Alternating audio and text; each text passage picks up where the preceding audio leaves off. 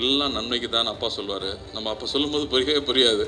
ஆனால் இப்போ புரியுது. ஸோ எல்லாத்துக்குமே ஒரு பிளான் இருக்குது. அந்த வகையில் வந்து விஜய் சார் படம் ஜனநாயகன் தாமதமாக இருந்தாலும் மிக சரியான டைமில் அது கரெக்டாக வரும்னு நான் நம்புகிறேன். அதுக்கு வந்து காலம் சரியான நேரத்தில் கொண்டு வரும்னு நான் நம்புகிறேன்.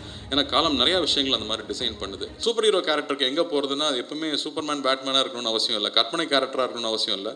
நம்ம சொசைட்டிலேயே வந்து சூப்பர் ஹீரோஸ் இருந்திருக்காங்க. எம்ஜிஆர் அவர்கள் பார்த்தா அவர் ரியல் லைஃப்லேயும் சரி ஸ்க்ரீன்லேயும் சரி ஒரு மாஸ் ஹீரோவாகவே இருந்திருக்காரு. அவ்வளோ விஷயங்கள் வந்து எதிர்பார்க்க முடியாத விஷயங்கள், மனிதநேயமிக்க விஷயங்கள் பண்ணிகிட்டே இருந்திருக்காரு. அவர் ஏன் திரும்ப வரக்கூடாது அப்படின்னு அவர் யோசித்து கொண்டு வந்தது. அவர் தைரியமாக யோசிச்சிட்டாரு. ஆனால் எக்ஸிக்யூட் பண்ணுறது அவ்வளோ சிம்பிளாக இல்லை, பெரிய விஷயமா இருந்துச்சு. அண்ட் அவரை பற்றி தெரிஞ்சுக்க அவர் மேலே இருக்க மரியாதை கூட்டிகிட்டே இருந்துச்சு. யூஸ்வலாக வந்து படம் ரிலீஸ்க்கு முன்னாடி ஆழ்வார்பேட்டை ஆஞ்சநேயர் கோயிலுக்கு போய் நானும் ஞானவேலும் கும்பிட்டு வருவோம். ஆனால் இந்த வாட்டி வந்து வாத்தியார் வச்சு படம் எடுத்ததுனால அவர் சமாதிக்கு போய் கும்பிடணுன்னு ஆசையாக இருந்துச்சு. அது முதலே நாங்கள் போகணும்னு நினச்சோம். அப்போ ரிலீஸ் தள்ளி போச்சு. இன்றைக்கி வந்து எந்த தடையும் இல்லாமல் நாளைக்கு ரிலீஸ் ஆகணுங்கிறதுக்காகவே காலையில் போய் கும்பிட்டு வரலான்னு போயிருந்தோம். அங்கே போய் நிற்கும் போது அங்கே இருக்கிற உணர்வே வேறையாக இருந்துச்சு. இங்கே இருக்கிறவர் எப்போவோ இறந்துட்டார், 40 வருஷம் ஆச்சுன்னு நினைக்கிறேன். ஆனால் அங்கே போய் நிற்கும் போது இன்னும் அவரை பற்றி நம்ம நினச்சிட்ருக்கோம். இன்னும் அவரை பற்றி ஒரு சினிமா எடுக்கணும்னு ஆசைப்பட்றோம். அவருடைய இமேஜ் இன்னும் அவ்வளோ ஸ்ட்ராங்காக இருக்குது. அங்கே போய் அவரை கும்பிட்டுட்டு வரும்போது அதில் இருக்கிற உணர்வே வேறு. எனக்கு தெரிஞ்சு நிறையா விஷயங்கள் சேர்ந்து வந்து அமைஞ்சதுக்கு அவரோட பிளெஸிங் நிச்சயமாக இருக்குன்னு நான் நம்புகிறேன். ஸோ இந்த படம் பொங்கலுக்கு ரிலீஸ் ஆகுது. ரொம்ப வருஷத்துக்கு அப்புறமா எனக்கு ஒரு பொங்கல் ரிலீஸுங்கிறது எனக்கு ரொம்ப ரொம்ப சந்தோஷம். அந்த படம் குழந்தைகளோட பார்த்து என்ஜாய் பண்ணக்கூடிய ஒரு ஜாலியான படம் தான் அது. அதில் சாங்ஸும் ஃபைட்டும் காமெடியும் எல்லாம் மிக்ஸ் ஆகிருக்கு. ஸோ நிச்சயமாக நலனுடைய ஃபேன்ஸுக்கும் சரி, பொங்கல் செலிப்ரேட் பண்ணணுன்னு வரவங்களுக்கும் சரி ரொம்ப எக்ஸைட்டிங்காக இருக்கும்னு நம்புகிறேன். அது சந்தோஷ் நாராயணன் வந்து அதை இன்னும் அழகான எக்ஸ்பீரியன்ஸாக மாற்றிருக்காரு. அவருக்கும் என்னுடைய நன்றியை தெரிவிச்சுக்கிறேன். ஹீரோயின் தட்டுப்பாடு இருக்குன்னு தமிழ் சினிமாவில் சொல்லிட்டு இருக்கும்போது நாங்கள் ஒரு நல்ல ஹீரோயினை இன்ட்ரடியூஸ் பண்ணுறோங்கிறதுல ரொம்ப ரொம்ப பெருமை. அவங்க ஏற்கனவே இன்ட்ரடியூஸ் ஆன ஹீரோயின் பயங்கர டேலண்டட்.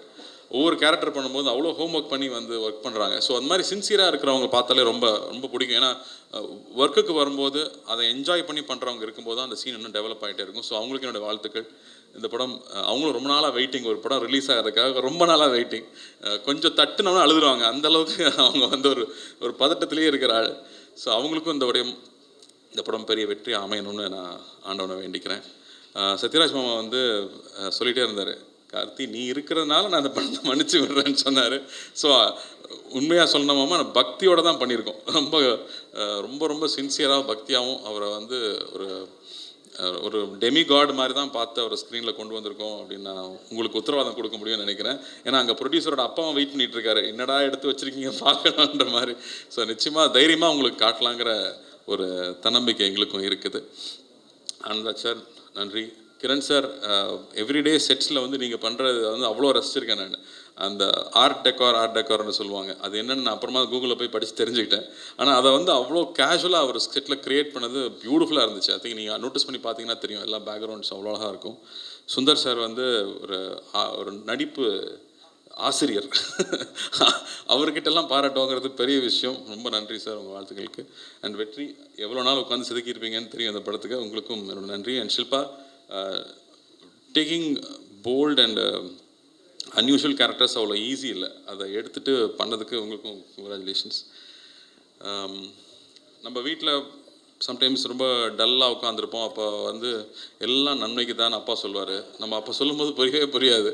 ஆனால் இப்போ புரியுது. ஸோ எல்லாத்துக்குமே ஒரு பிளான் இருக்குது. அந்த வகையில் வந்து விஜய் சார் படம் ஜனநாயகன் தாமதமாக இருந்தாலும் மிக சரியான டைமில் அது கரெக்டாக வரும்னு நான் நம்புகிறேன். அதுக்கு வந்து காலம் சரியான நேரத்தில் கொண்டு வரும்னு நான் நம்புகிறேன். ஏன்னா காலம் நிறையா விஷயங்கள் அந்த மாதிரி டிசைன் பண்ணுது. ஸோ அந்த நம்பிக்கையில் இப்போ பொங்கலுக்கு ரிலீஸ் ஆக போகிற படங்கள் எல்லா படங்களும் பெரிய வெற்றி பெறணும், அண்டு மக்களை சந்தோஷப்படுத்தணும்னு நான் ஆண்டவனை வேண்டிக்கிறேன். நன்றி, வணக்கம்.